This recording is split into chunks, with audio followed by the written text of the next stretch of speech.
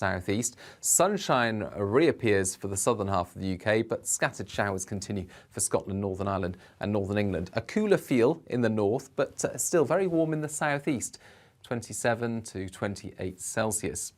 Then we keep the clear skies in the south overnight, but further showers will affect North Wales, Northern England, parts of Scotland and Northern Ireland, perhaps even some more prolonged rain at times for the west of Scotland, that moving eastwards through the early hours of Thursday. And it's another mild night, but not quite as warm. Temperatures in Scotland and Northern Ireland at around 12 Celsius, England and Wales more like 14 to 16 degrees. And plenty of sunshine for much of England and Wales first thing Thursday. A scattering of showers for Northern England, parts of North and West Wales. More especially Scotland and Northern Ireland will see some showers at times, interspersed by brighter spells. And a similar picture on Friday, showers in the north, brighter in the south, turning cooler across the board.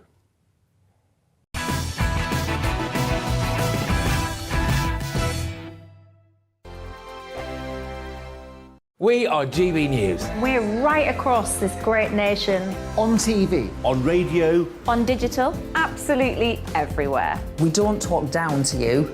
We embrace all voices with honest and civilised conversation. We are not part of the establishment. We're one of you. And we're only getting started. Join us on GB News, The People's Channel. Britain's news channel.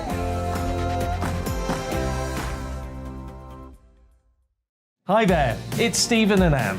At breakfast from 6 a.m, you'll always be caught up with everything you need to know, the latest headlines, opinions and debates. We'll bring you the good news and the bad, but most of all, we're here for you. Remember, send in your views and let us know what you would like us to talk about.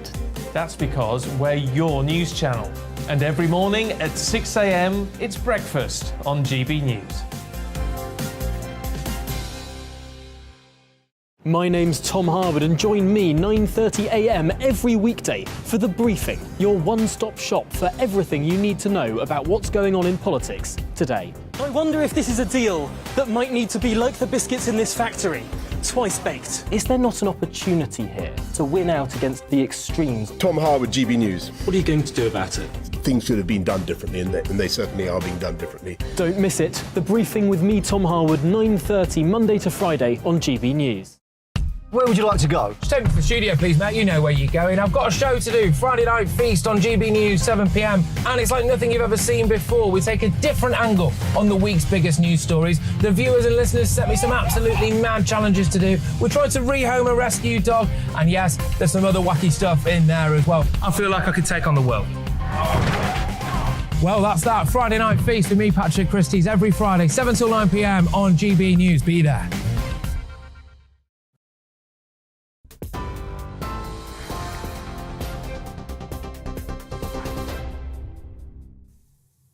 Good evening. The top story on GB News tonight. 12-year-old Archie Battersby will have his life support treatment removed tomorrow morning at 11 a.m. Archie, who's been in a coma since April after an accident at home, has been the subject of an ongoing legal battle with his family fighting for his care to continue. But today, 3 judges refused to postpone the withdrawal of his treatment and also refused permission to appeal against their ruling. Archie's mother, Holly Dance, described the hospital's actions as cruel, and she said she's heartbroken. Archie's my child. It shouldn't be down to other people to decide where he takes his last breath and if he lives or dies. It's wrong. He's on free medications. He's absorbing feed. He's gained weight. That's on record. He's gained weight. You know, it's definitely not what they're putting over to the court, but the court aren't prepared to listen or allow us to have independent specialists in. There's not really much more I can do. Archie Battersby's mum. Now, in other news today, police have issued an arrest warrant for the older brother of the Manchester Arena bomber. Ishmael Abedi, who fled the UK last summer, failed to attend the public inquiry into the 2017 attack at Manchester Magistrates Court today. Last month, he also failed to comply with the inquiry and he faces a jail term of up to 51 weeks if he's captured or even if he hands himself in. China has placed its military on high alert in response to the US House Speaker's visit to Taiwan.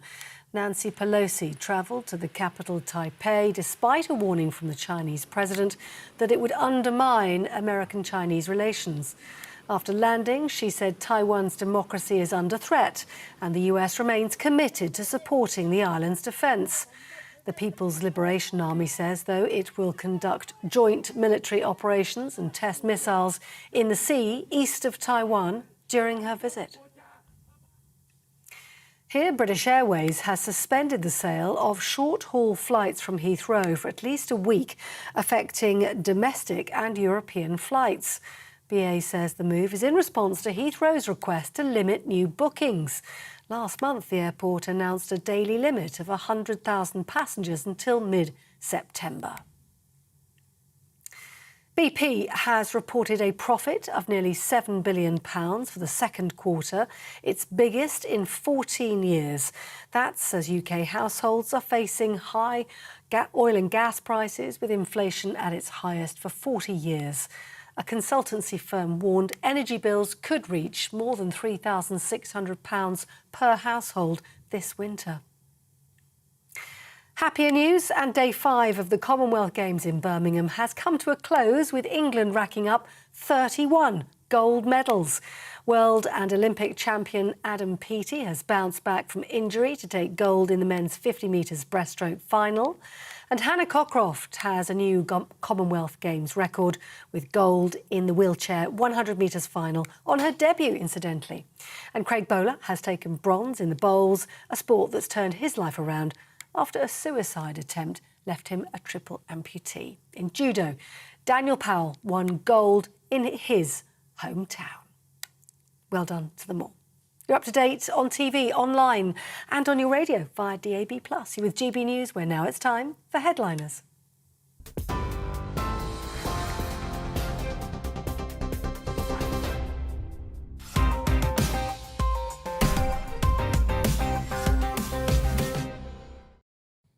Hello and welcome to Headliners, your first look at Wednesday's papers.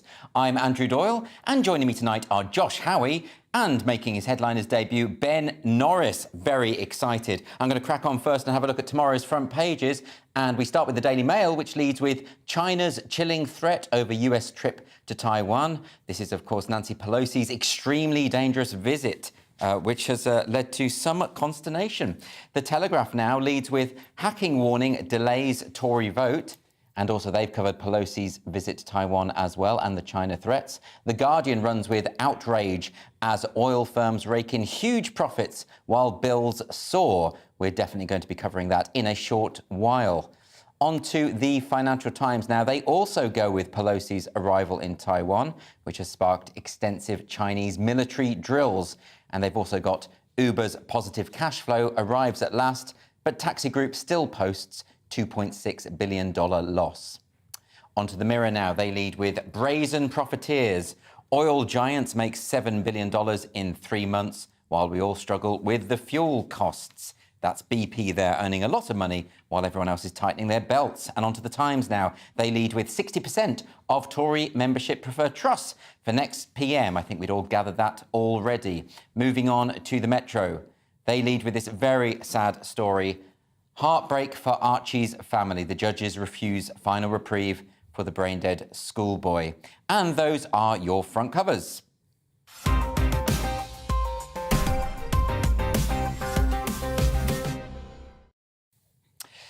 And let's crack straight on with Wednesday's Daily Mail. And just as this seemingly unending sense that we are continually cascading towards the precipice of annihilation needed any more encouragement, here comes China. Yeah, good old China. They're going to do something. Now, I don't want to do a Chinese accent. No, because you're normally quite good at the accents, but I suspect this might be deemed problematic if you do that. So I'm going to do a robot accent. They're vowing targeted military action and extremely dangerous. America will pay the price. That's not Chinese at all. Yeah. No, that's all right. I don't know what that was, actually. For Nancy Pelosi, Speaker of the House in America, she has made this trip. It was sort of leaked like a few weeks ago. I think we covered it. Yes. But she's done it. She's landed in Taiwan. And, I read a book one day. You did once. I remember you read telling that me book. about it. Yeah. Prisoners of Geography, and it's interesting. Taiwan is partly through ego, like China wants Taiwan because the separatists broke away sort of 70 years ago. Yeah. But what it's really about is China needs to be to be a real world superpower. They've got to be like a maritime nation, and to do that they need to have Taiwan. At least Taiwan poses a threat because it's like that choke-off point in the China Sea. So if they wanted to, Taiwan could stop resources getting to China and whatever. So this is part of why it's such a contested space. And you think China are going to respond with an army of robots? That's why he did the voice. That's what they wrote, because they're very advanced. I wouldn't be that surprised. But Ben, I mean, look, what is she thinking? I mean, is she not just stirring up a hornet's nest here? Well, I think, a lot of people like to go on dangerous trips, don't they? Like people go base jumping, and later on we're going to be talking about that woman who went snorkeling with sharks. Yes. And, and I think that's to be encouraged. People should definitely go and enjoy a dangerous trip. Yeah. The difference is this one is dangerous for all of us. Exactly. So if she is thrill-seeking, the stakes are pretty high. She's dragging us into the... Yeah, but this is, like you say, she's 82. This is probably on her bucket list. Visit Taiwan, start World War III. Yeah. I mean, it's a bit scary, though, isn't it? Because China is saying that by 2025, they want Taiwan to be back within their fold. And that, this is serious stuff. And look, the ultimate truth is that if they decide to go in, what are we going to do? Well, we're not going to do anything, but America, it's part of their law that they will protect Taiwan. So it's what they're saying is already they're going to be firing missiles into the sensitive strait. It's a very its feelings will be hurt by it. And that's sort of the most aggressive they will have been since like 1995 or whatever. I mean, she says here, she added that her trip in no way contradicted official US policy, which recognises this one China idea. Yes. And has not officially recognised Taiwan as an independent state. Yet, she's there. And she's there, and they're deploying their warships, their fighter jets. I mean, it's getting pretty serious. I'm not happy about this. Yeah. Leave Taiwan, please, Nancy. Is that Chinese or That's my Taiwanese. I can't believe you can't tell the difference between my Taiwanese and my Chinese robot. Come on, man. I preferred your Geordie. I think you're quite good at that one. Anyway, we're moving on now to Wednesday's Sun. And with all this flip-flopping on policies, can we, wait for it, can we trust her, Ben? See, that was good, wasn't it? It's a good joke. Yeah. Well, it was interesting, wasn't it? Because she actually said current levels of public sector pay will absolutely be maintained. Anything to suggest otherwise is simply wrong. Our hard-working frontline staff are the bedrock of society, and there will be no proposal taken forward on regional pay boards for civil servants or public sectors. So that was what Liz Truss claimed. But that's precisely what she was planning to do. Right, OK, so she's done this U-turn, and that can be quite damaging, can't it, to a candidate early on?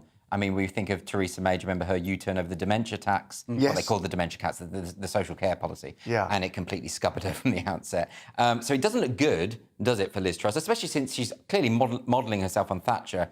And the obviously her enemies have used that and said, oh, well, Sunak's team are saying, well, this lady is for turning. You see, very clever. Yeah. The gloves are off. It's just amazing how politicians can, brazenly sort of distort what they just said. Yeah. So she said, I'm being absolutely honest. I'm concerned that people were unnecessarily worried about my policies.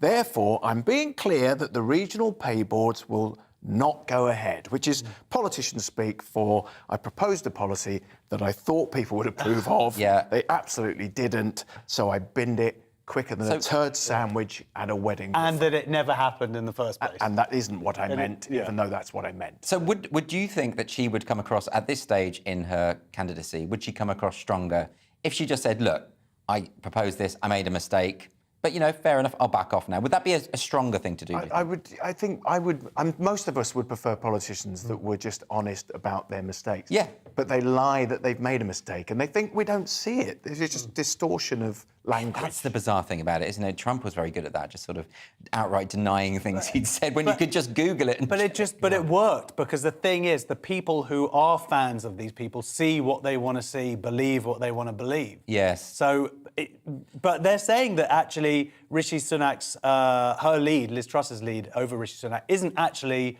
as large. They were saying before it was like 24 points or something, but actually it may be much less than that. Well, it's 60% of the membership seem to be on Liz Truss's side at the moment. And now you've got Penny Mordaunt coming out for Liz Truss as well. That means all of the major candidates, as we spoke about yesterday, are now on her side. I mean, is it possible that a U-turn of this kind could dent Sunak's campaign in any meaningful way? Well, like I said, I'd read a different thing today saying that he was catching up. Really? And also, I think that we don't like front runners. Yeah. The idea of it, it's always like, a lot of you guys read like political in commentaries or whatever it is. I go by like X Factor. Oh yeah, no, it's the same principle. Or whatever. Yeah, that's how I judge what people are going to think. Same principle, but then, Rishi Sunak has been the front runner from the start. I mean, he was miles ahead early on. What do you think? Do you think it's going to be Sunak, or do you think it's going to be Truss? I would, it's very different. For me, it's which one of these inappropriate people is best. Well, I don't think either.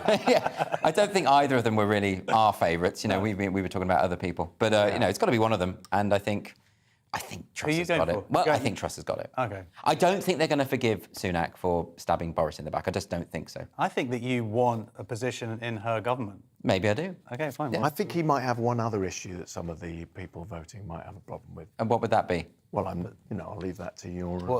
you think the racism thing? Well, I think there could be an issue there. Someone said that. I actually don't think so. I think, to be honest, I think if anything, if it did play a factor, I think actually it might be the opposite of that. But I think the non-dom thing has hurt him. I think the non-dom thing... Him not being connected as well to, in terms of his wealth. Like, it's just so stratospherically different. I just don't think the idea that the Conservative Party is inherently racist really sticks anymore. I mean, if you given the number of the candidates who are running for leadership, Sajid Javid, Suella Braverman, Kemi Badenoch, Rishi Sunak... Is this being voted for by the party membership, right. but I just don't think it's really sustainable, that argument anymore. I don't think it is. What do you think, Josh? Yeah, no, I agree. The fact is that I'm traditionally a Labour supporter, but the reality is that Tories seem to have a much more diverse bunch of front benchers. And have promoted, three times as many senior cabinet ministers to ethnic minority people than Labour have. So, it's not competition, but I just don't...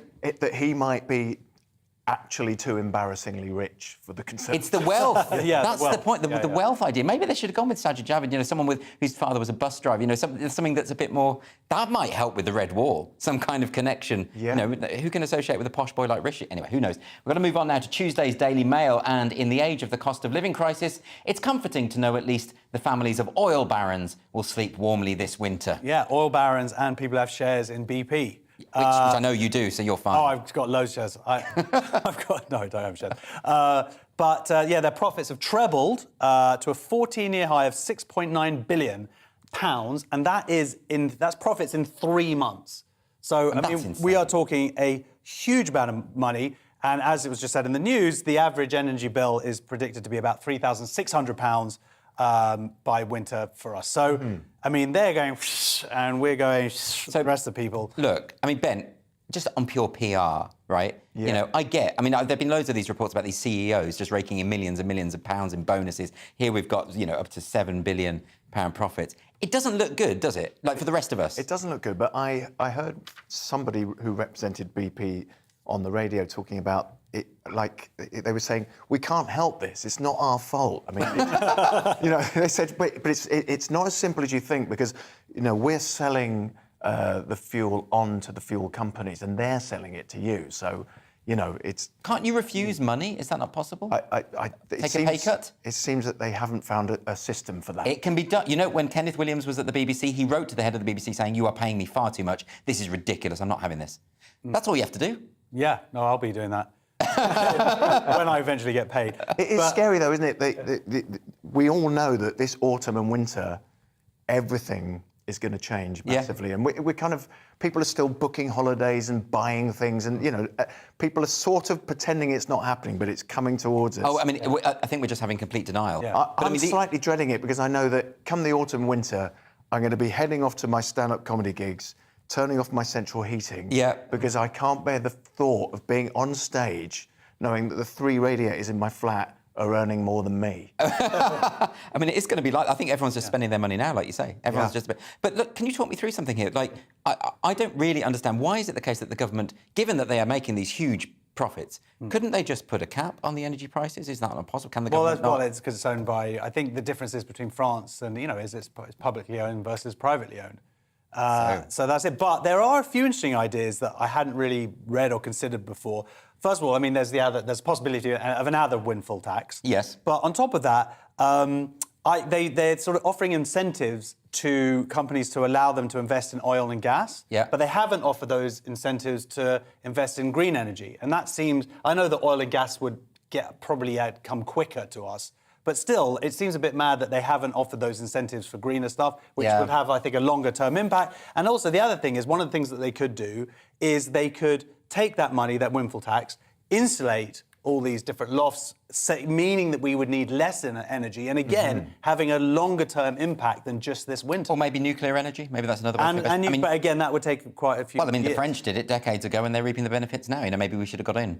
Oh, of course we should. No, there's a million things we should have done in hindsight. Yeah. But I'm just thinking in terms of let's find the balance between how, if they use this windfall money, how can it be used to maybe a short-term bit of pain, and actually then we could really help us in the long run. Maybe. Tuesday's Times now, and this one is about Jeremy Corbyn. I think it's fair to say you're not his biggest fan, Josh. Yeah. I've heard you say a few things. I've just got the gist. Words here and there. Just lost like some of my best friends, and had a nightmare a couple of years, and just regularly receiving abuse and threats of violence still to this last week, actually. Because of your views on Corbyn? Because I'm not a Corbyn fan. Yeah, exactly. Because the people, the good who are on the right side of history, think it's totally okay to abuse someone.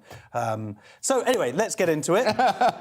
Jeremy, sounds like you're over it anyway. No, exactly. Sorry, I mean, Josh just does this job as therapy, really. This really is just my moment. But the problem is, there's so much built-up anger and resentment that I sort of. Well, I'm glad we're doing the story then. So much perspective on it. Tell me what the story is. What's happened is, and this is a good thing. He's gone on Al Mayadeen TV, which is basically an Iranian TV channel. It's a it's a mouthpiece for Iran. They back Russian propaganda. Yeah. And he's gone on and he said some typical Corbynite things. There are still friends of mine, like people I really like, who I occasionally see like a Corbyn tweet or this and that. And you think, after everything, how can you still support him? But seeing this stuff here, he's basically saying, he went on and he said, we shouldn't, the Western people, Western governments shouldn't be giving Ukrainians arms. It's just going to prolong the war. And you're like, it saved them. That's helping them to fight back. So his argument is that we need to be talking more about peace, about putting effort into peace.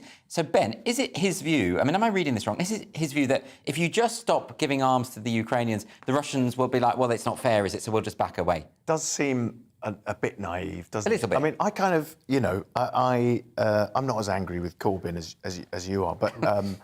no one is. But I sort of, I personally do think certain things were weaponised against him and but you can't weaponise things that he did. You can't weaponise a thing that's already a weapon. But this is a slightly different issue, isn't it? Yeah, talk about that. But he's talking about de-weaponising. And, I think, he's got a sort of, when I was a teenager in the 80s, I used to go on lots of CND marches and kind of stuff like that.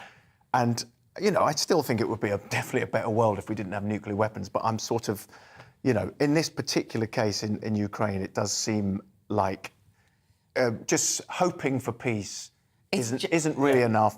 And that Putin is obviously somebody that has to be reckoned with. And if we don't reckon with him there, how far will he get before we have to? So I'd love peace, but I think we all would. sometimes...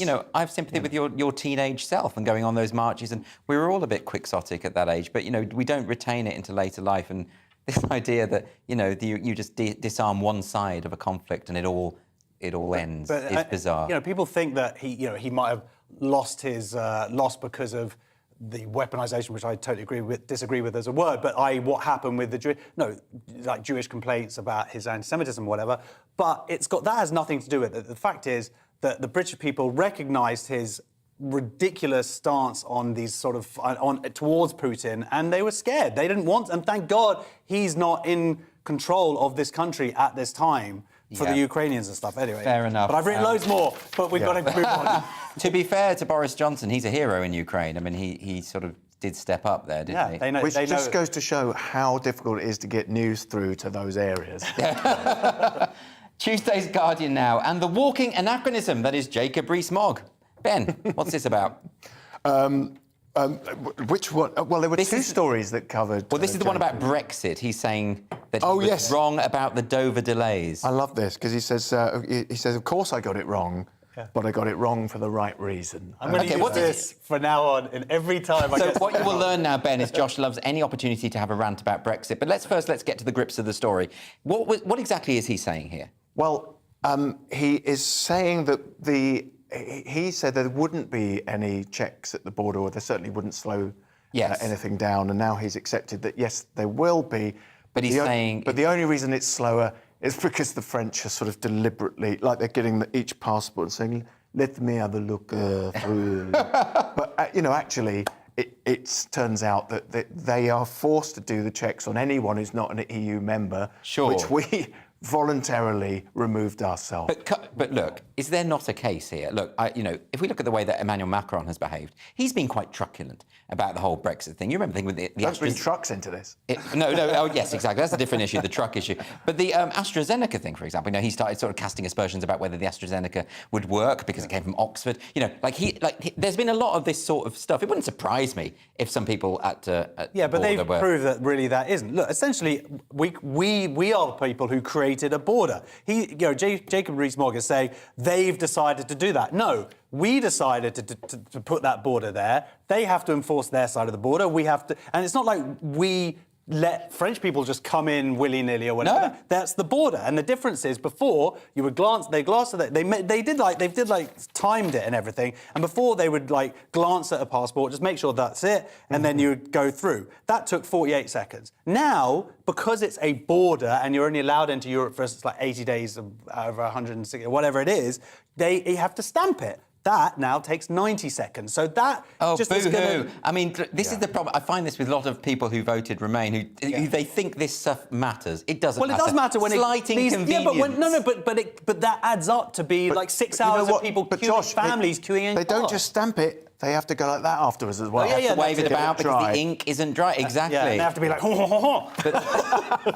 Bit of xenophobia there, edging in. But no, this is the bizarre thing about it. I mean, I just think that, people misunderstand the reason why people voted. And it wasn't about mobile phone signals on the continent, and it wasn't about waiting times at borders. It was about the principle of sovereignty. And I get that. And you know what, mate? I've come round over this time being surrounded by all of these Brexit people like me. And I've gone, OK, I can see your reasoning and having the sovereignty. I get the intellectual argument, but for idiots like me who don't care about that stuff, I do care about my mobile phone charges when I go abroad. I do care about getting through a border easily. Sure. That's my reality, and I care about losing £1,000 a year. There must be so many people, let's be honest, who voted Brexit who didn't think there would be this many tedious inconveniences, and I bet many of them who didn't really passionately believe in getting out of the EU, many of whom didn't even know what it was. I've seen some grumpy people having to wait in line. I bet. But I'm sure they would still vote the same way. I just don't think it's that big a deal. But there we go.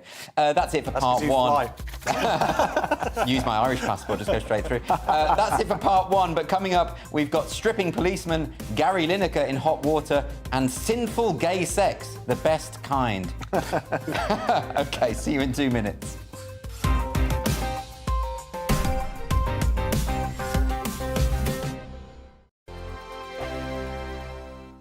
We are GB News. We're right across this great nation. On TV. On radio. On digital. Absolutely everywhere. We don't talk down to you. We embrace all voices with honest and civilised conversation. We are not part of the establishment. We're one of you. And we're only getting started. Join us on GB News, The People's Channel. Britain's news channel.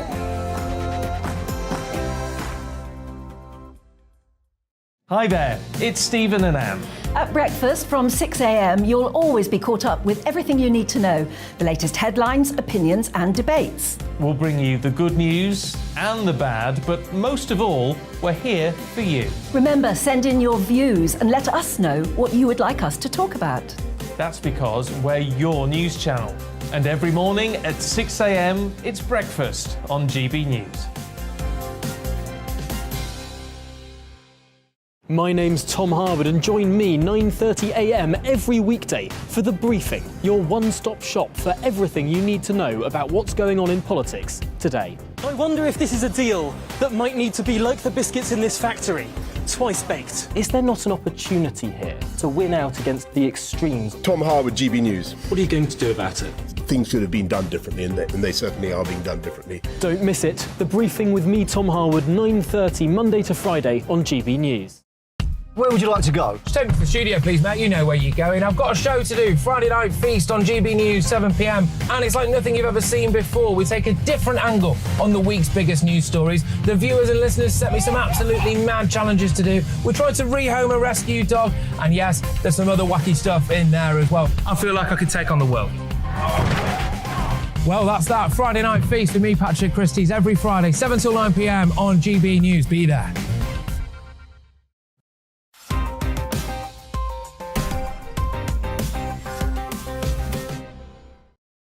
Welcome back to Headliners with me, Andrew Doyle, and joining me today I've got Josh Howie and Ben Norris. Let's crack straight on to Wednesday's Telegraph and the Bristol Harbour Festival. Festivals, of course, are meant to bring light and joy to people. I'm sure this one's no different, right? Yeah, if you're white.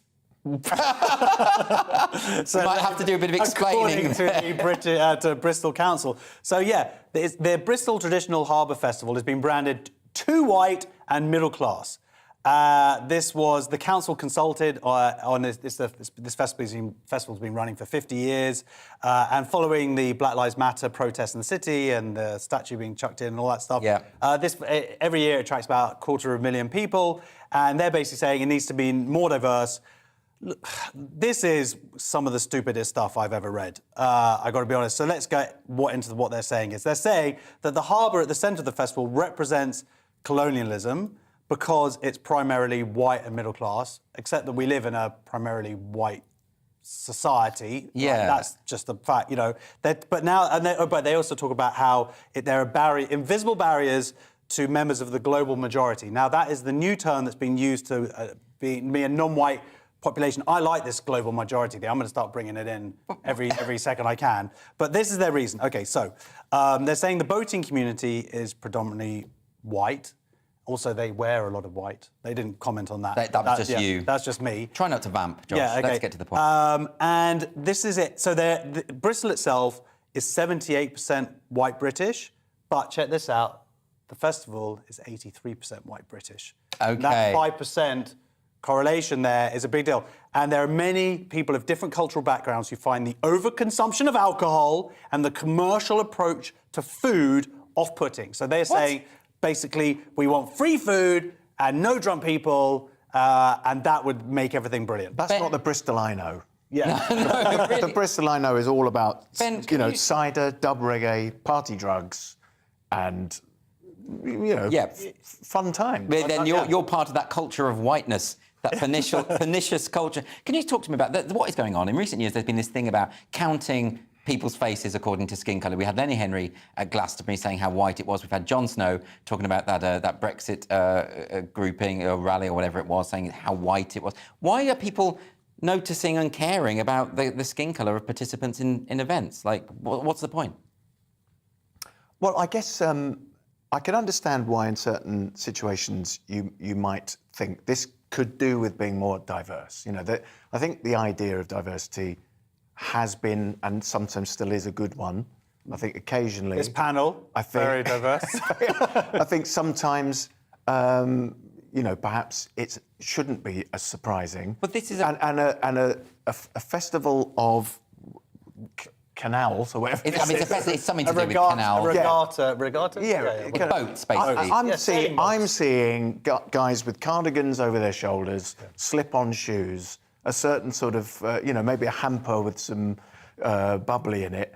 And perhaps that's just the sort of event that would attract those people. I guess if they want it to be more diverse, there needs to be a bit more cider and party drugs and dub reggae down at the canal. But why does it matter? I mean, ultimately, I see these articles all the time. There was one in the Pink News about how the outdoors, the countryside, is hostile to LGBT people. We need to get more LGBT representation in the countryside. It's like, gay people can walk outdoors. It's fine.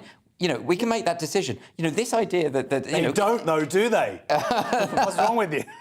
No, gay people are very lazy, that's true. But I think with this, this is absolutely bizarre because it's not as though anyone is prohibiting ethnic minority people from turning up if they want to. This is an open event to whoever wants to go. Why is this such an issue? It feels like race baiting.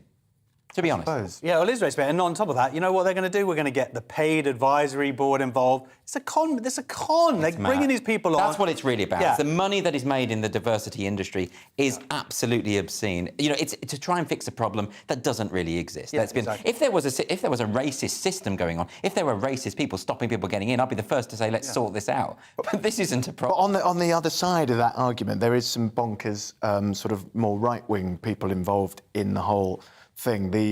What's this chap's name? Richard Eddy. Who's Richard Eddy? Richard Eddy is the local Tory councillor who's really miffed about all of this. And he says the latest attack on the hugely successful Bristol Harbour Festival sadly comes as no surprise and is a further indication of how the current Labour mayoral regime loathes everything which is ship-shape and Bristol fashion. He also said he's pledged he's never going to buy a ticket to enter the renamed Colston Hall because it's now called the Bristol Beacon.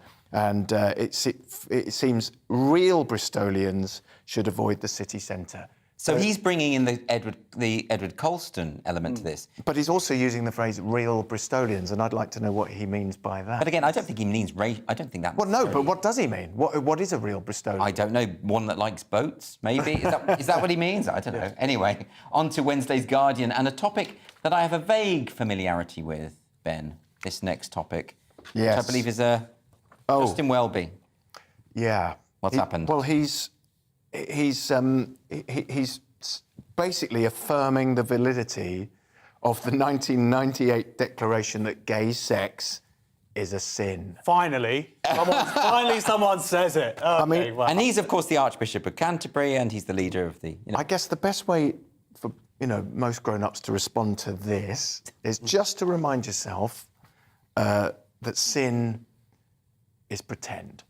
Well, and let's be honest, for most of us, a bishop is just a man in a dress who gets very upset about other men in a dress. So there's the atheist perspective on this, but let's put in the Christian perspective here, because there'll be a lot of people within the Church of England who are concerned about this. A lot of gay people within the Church of England, but also, a lot of straight There's gay people as people well. in the Church of England. I'd say most of them. But I think this is an interesting one, because actually it's tricky for the Archbishop of Canterbury, because it's not just about people in England. It's not about the church. The Anglican Church is global.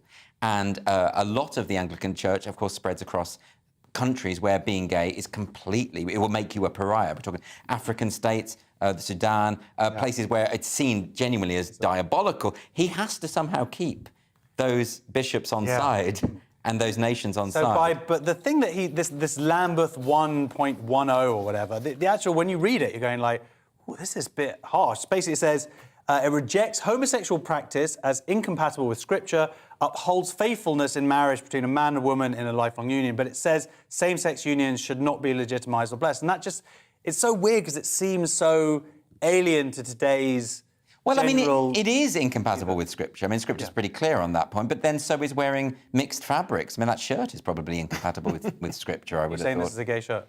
I'm saying it's an abominable shirt, to use the phrase from Leviticus to describe it. Good thing I'm Jewish. Got away with that then. Is Leviticus does not count in the Torah? Yeah, he's in the Torah. Oh, he knows the Torah. I know Very stuff. well read you. But I mean, this is the thing. I mean, if you're going to be the leader of a traditional Christian body, as you do, you're gonna have to uphold these Christian values, aren't you?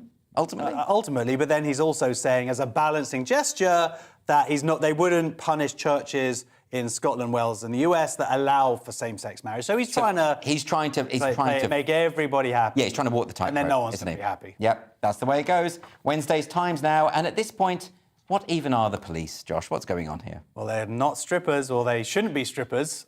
Speak for yourself. Well, thank you. I'm trying to get in shape. But Heaven nightclub in Charing Cross, where we've done gigs. Yes. And I've also been out a few times and had a laugh.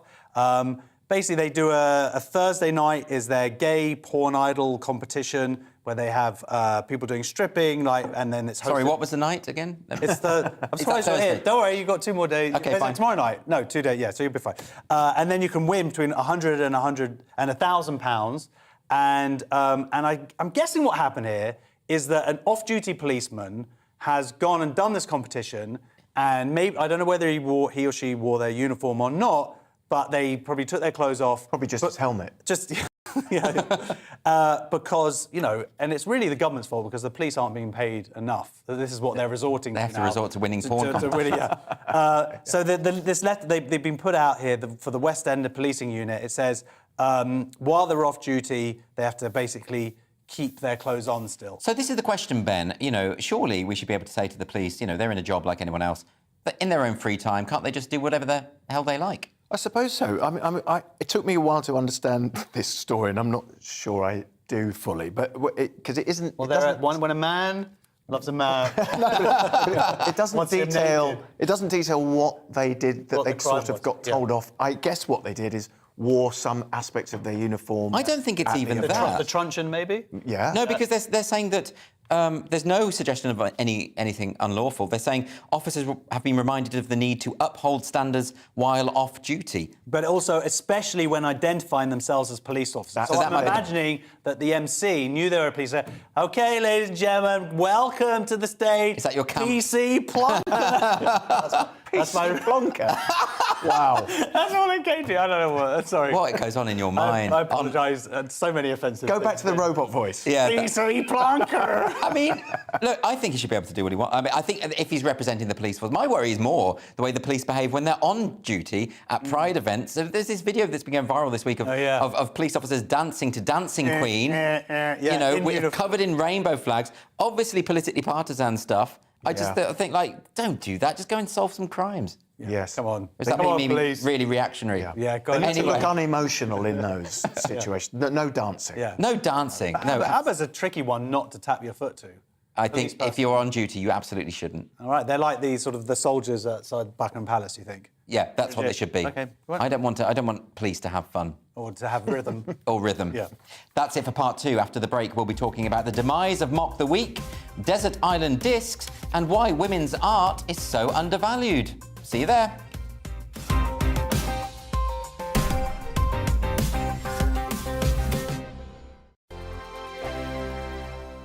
We are GB News. We're right across this great nation. On TV. On radio. On digital. Absolutely everywhere. We don't talk down to you. We embrace all voices with honest and civilised conversation. We are not part of the establishment. We're one of you. And we're only getting started. Join us on GB News, The People's Channel. Britain's news channel.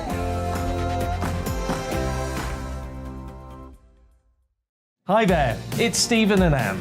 At breakfast from 6 a.m, you'll always be caught up with everything you need to know, the latest headlines, opinions and debates. We'll bring you the good news and the bad, but most of all, we're here for you. Remember, send in your views and let us know what you would like us to talk about. That's because we're your news channel. And every morning at 6 a.m, it's breakfast on GB News. My name's Tom Harwood and join me 9:30 a.m. every weekday for The Briefing, your one-stop shop for everything you need to know about what's going on in politics today. I wonder if this is a deal that might need to be like the biscuits in this factory, twice baked. Is there not an opportunity here to win out against the extremes? Tom Harwood, GB News. What are you going to do about it? Things should have been done differently, and they certainly are being done differently. Don't miss it. The Briefing with me, Tom Harwood, 9:30 Monday to Friday on GB News. Where would you like to go? Just take me to the studio, please, Matt. You know where you're going. I've got a show to do. Friday Night Feast on GB News, 7 p.m. And it's like nothing you've ever seen before. We take a different angle on the week's biggest news stories. The viewers and listeners set me some absolutely mad challenges to do. We tried to rehome a rescue dog. And yes, there's some other wacky stuff in there as well. I feel like I could take on the world. Well, that's that. Friday Night Feast with me, Patrick Christie's, every Friday, 7 till 9 p.m. on GB News. Be there.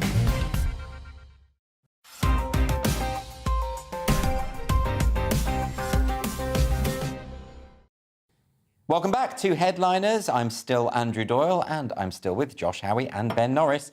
Let's crack on. We kick off with The Telegraph now. And should we cancel Gary Lineker? Ben? I don't think so, no. No, I think it... You're a fan? Well, I mean, I wouldn't go that far, but I've no problem with him. What's he done now? Well, apparently he just tweeted something very gentle about the Chloe Kelly's goal celebration where she took her top off and she was wearing let's be honest, a very sports bra-like sports bra. So it was... Yes. Are there other types?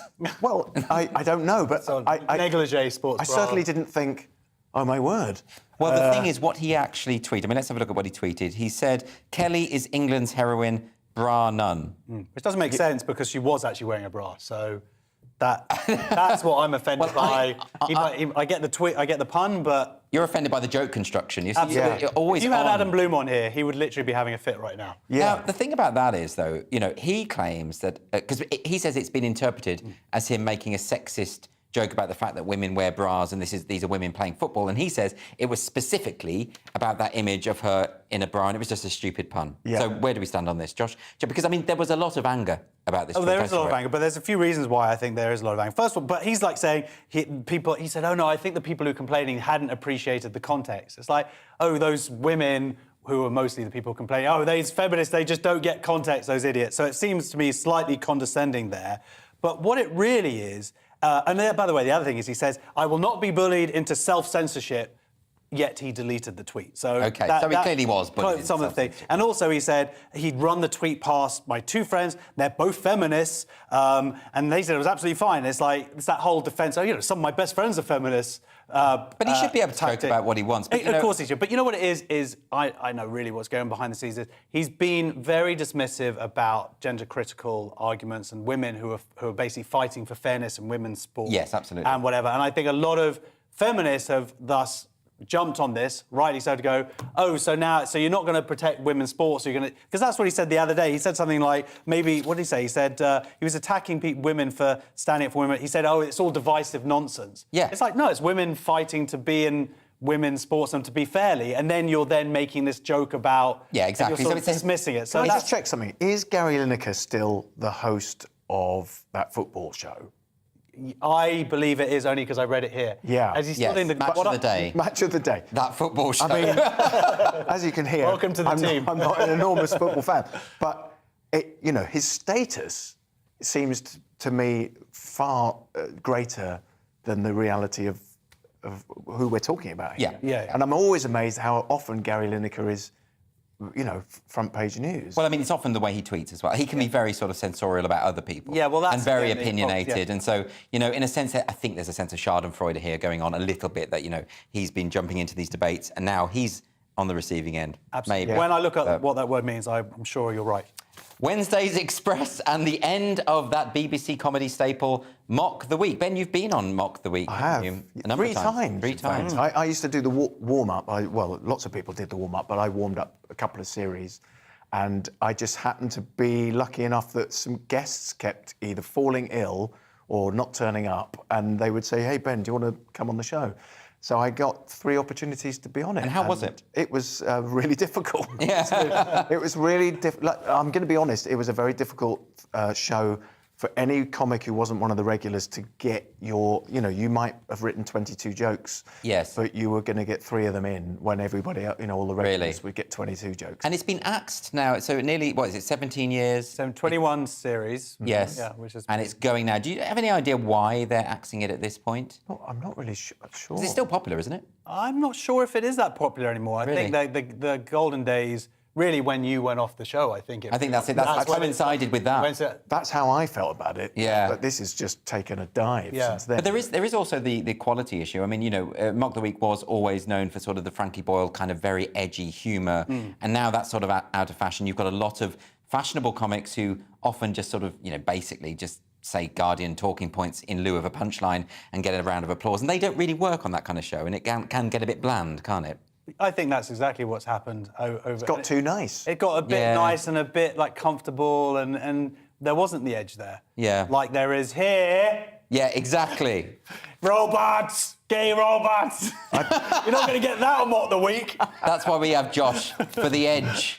We call him The Edge, actually. That's his nickname here. So Wednesday's Guardian next. And the Channel 4 show Derry Girls is having an impact on our culture, Josh. Derry Girls, such a funny show. Just such a... If anyone hasn't seen it, check it out. Haven't seen it. You really not seen it? I've really not seen it. It's really funny. I think it was... You've seen it? Yes. Why do you think it's having... what's the story first? Well, the story is that this year in the Edinburgh Festival that's just starting is the most bumper year for Northern Irish talent. Yes. Which is, of course, where you're from. 17 shows from Northern... Then they go, 17 shows from Northern Ireland. You're suddenly like, well, that doesn't sound like very many, actually. Yeah, but there's not many people in Northern Ireland. So all 17 people... All 17 people who are interested in the arts are now at the Edinburgh Fringe. In the thing, yeah. I didn't know that it has the lowest per capita government arts funding in the UK. Yes. But they're going for a bit of a comedy boom, and they're saying this might be related to Derry Girls, but stand-up's really taken off there much more. You've gigged out there, you've done it. The Belfast Empire. Yeah, Belfast Empire and stuff. So Tough maybe it's time to... Terrifying. But, I mean, look, it's interesting, isn't it? Because this show in particular has brought so much attention to Derry. And I was in Derry last week because I was visiting my mother, and I was walking around, I was showing a couple of friends around, I was walking around the walls. There's a pub there called Badgers, which I've been going to for years and years and years. And a few years ago, they put up a mural on the side of Badgers of the Derry Girls. And obviously, murals in Derry are normally very different to that. Yeah. But these are these images of the girls. It's a big, now iconic show for which is it's a relatively small city, so it's an iconic thing there. Yeah. Does that then have this effect on locals thinking, oh, now I want to do what they're doing? Do you think that's what happens? I think it's certainly a possibility to see that, to have that story told. Yeah. To see that to see it's success, funny, and to see success, and to see the quality of the show. Yes. And to go, wait a minute, and have that association. Yeah. And to be able to go, right, well, there's nothing... what's they're going to regret it, aren't they, when they realise how expensive the Edinburgh Fringe is? And, I mean, this year in particular, everything's just treble. All the prices of accommodation is now prohibitive. So I think those 17 people are going to regret it, to be honest. Yeah, I reckon they'd claim asylum and no debts. Let's move on now. More TV now. And just because you can do something doesn't mean you should, Ben. Big Brother. It amazes me that it's still even a possible thing that's going to come back. But I think... But are they saying it's definitely coming back? Well, I think that's my understanding. But I think what they need to do, it needs a new gimmick. Yeah. And for me, I think it would be much more interesting if every day they just lowered the ceiling in the Big Brother. So it becomes Little Brother. That's great. You know, day 14 in the Big Brother house. But not tell them they're doing that. Exactly. I think that's a really nice... So it would really psychologically mess with It's like 12 Angry Men, you know, with the sets that he met. He sort of he decreased the set through the film, and that's how... So what I would say is, you know, so I don't like the normal Big Brother, you know, when you just have members of the public in the house. The ones I liked have been the celebrity Big Brothers, because that, I think, has really done Celebrity breakdown Big Brother. Well, it effectively is breakdown. Yeah. You know, you have Vanessa Feltz having a fit. George Galloway. And I think that was my favourite series, the one with George Galloway. And I think what it does is it really demystifies the notion of celebrity in a really fascinating way, I think. Yeah. And it brings together, like that series, you know, George Galloway, Pete Burns, Dennis Rodman, Tracy Bingham, you know, Rula Lenska, all of these really interesting... You'd never put them together. And it was just fascinating. It was fascinating. But you know what? I've always found the series fascinating from the beginning. I did give up about 10 series in, but my wife and I, we used to watch pretty much every episode and be totally obsessed with it because...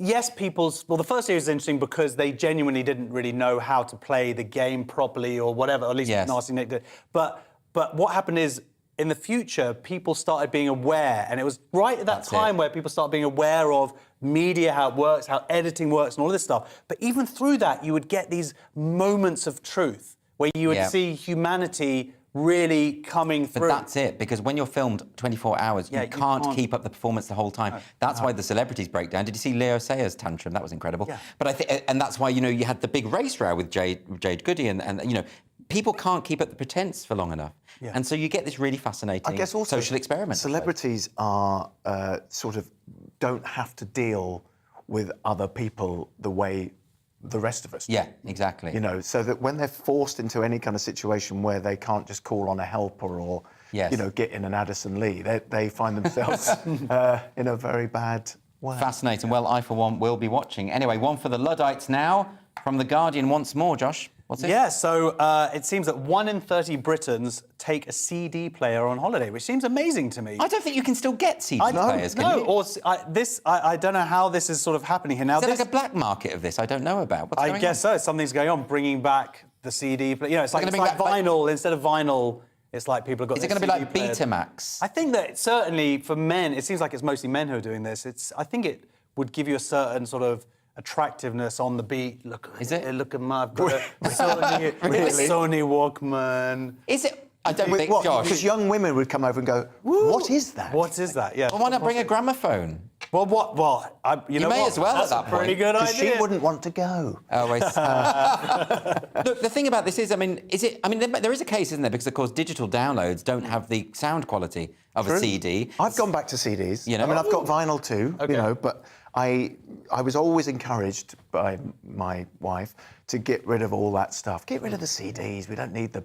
And I hung on to them. Yeah. And thank goodness, because now she's thrown me and the CDs out of the house. Well, you know, I think there's a good argument for it. I mean, similarly, lots of people go to vinyl as well, don't they? Because apparently that's even better than CD quality. So we've sort of degraded the quality for convenience and accessibility. Yeah, but that convenience is real convenience. It is. When it is, you know, you can take hundreds of thousands of songs or whatever it is. But it's quite interesting. Women, but it's not all technological stuff. Books, people still prefer physical books. So women are more likely to take a physical book with them on holiday. 63% compared to 52%, because men are essentially that women can't work out how to use Kindles. Is that what it is, Josh? That's what I'm saying. And on that misogynistic note, let's move on to another story. This next one really requires a Leo Kearse or Nick Dixon to do it justice, but in their absence, Ben, why do men's paintings cost more than women's? Do you know what? About? I sometimes write funny songs. It's a sort of sideline along with the stand-up. And I wrote a song about a bad painter. And one of the verses, I wanted a list of famous painters. Yes. And so it was just an exercise in, right, of just who do people know? Yes. What are the most famous painters in the world? And I really struggled. They were almost all men, and that wasn't me thinking I want it to be all men. I just couldn't think of Georgia O'Keeffe was the only female, and then I remembered Frida Kahlo, but it was too late, and that didn't rhyme with anything. I mean, Frida Kahlo painting in yellow. I'm just trying to help you. Why don't you help me?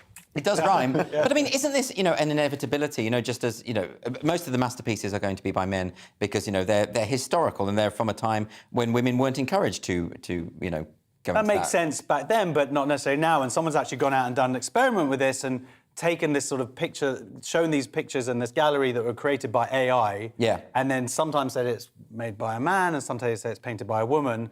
And it seems like certainly the men would go, if it was a male painter, they'd be like, oh, I like this more. So there is some interesting bias going on. And I think because there's such a discrepancy, like of this sort of 90%, or 10 times more, I can't work that out, that I think people are going, well, these are better value. But what they're saying now is that women's art is actually increasing about 27% a year. So maybe that might be, if you are an investor, that is the time to sort of get in on. I just wonder if these statistics here aren't skewed because they're talking about, you know, things like Leonardo da Vinci, 450 million for Leonardo da Vinci, but, you know, that skews the stats because the big geniuses, the big masters are all men, and they're going to be much more expensive. No, but with today's paint, even living painters today, Jeff Koons holds the record for as a living painter, 91 million. Jenny Saville, she's got only 12.5 million. She's a big old loser.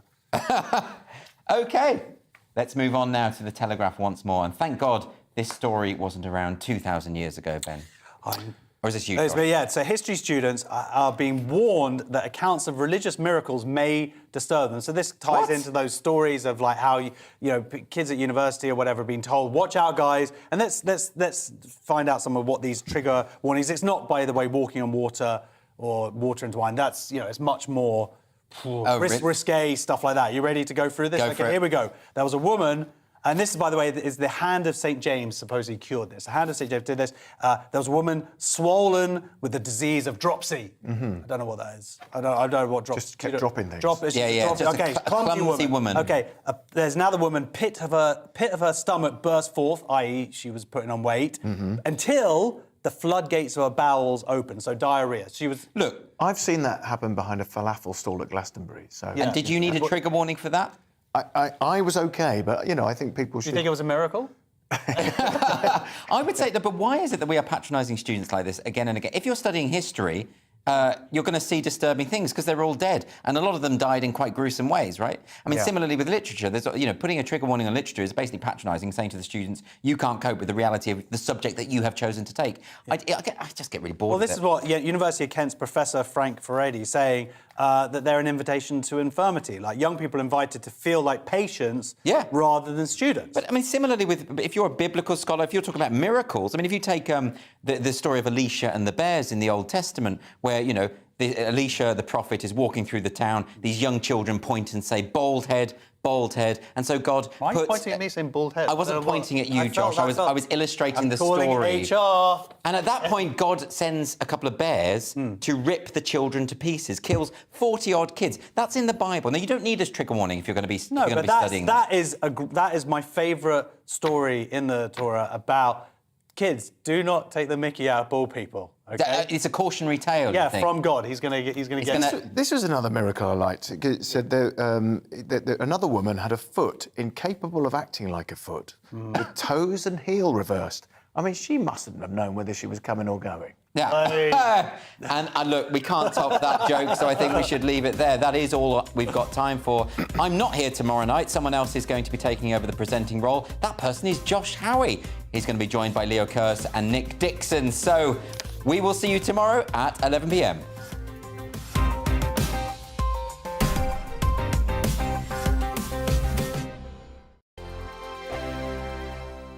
I'm Dan Wootton. Join me Monday to Thursday from 9 to 11 for the feistiest and most fun news debate on TV, where free speech reigns. I'll bring you a sharp take on the day's biggest stories, bombshell newsmaker interviews, and A-list guests. And I guarantee you, no spin, no bias, no censorship, and no reason to go to bed. That's Dan Wootton tonight, Monday to Thursdays from 9 on GB News. On Mark Dolan tonight, we have a simple plan, which is to inform, stimulate and entertain in equal measure. It's all about getting your opinions on the national television airwaves. I love my viewer emails, mark@gbnews.uk. So do join me from 9 p.m. to midnight every Friday, Saturday and Sunday for big guests, big opinions and a big presenter. 6'5", don't you know? See you then on GB News. We are GB News. We're right across this great nation. On TV. On radio. On digital. Absolutely everywhere. We don't talk down to you. We embrace all voices with honest and civilised conversation. We are not part of the establishment. We're one of you. And we're only getting started.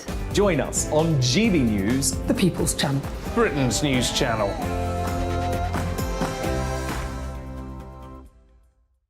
Hi there, it's Stephen and Anne. At breakfast from 6 a.m, you'll always be caught up with everything you need to know, the latest headlines, opinions and debates. We'll bring you the good news and the bad, but most of all, we're here for you. Remember, send in your views and let us know what you would like us to talk about. That's because we're your news channel. And every morning at 6 a.m, it's breakfast on GB News. My name's Tom Harwood and join me 9:30 a.m. every weekday for The Briefing, your one-stop shop for everything you need to know about what's going on in politics today. I wonder if this is a deal that might need to be like the biscuits in this factory, twice baked. Is there not an opportunity here to win out against the extremes? Tom Harwood, GB News. What are you going to do about it? Things should have been done differently, and they certainly are being done differently. Don't miss it. The Briefing with me, Tom Harwood, 9:30 Monday to Friday on GB News. Where would you like to go? Just take me to the studio, please, Matt. You know where you're going. I've got a show to do. Friday Night Feast on GB News, 7 p.m. And it's like nothing you've ever seen before.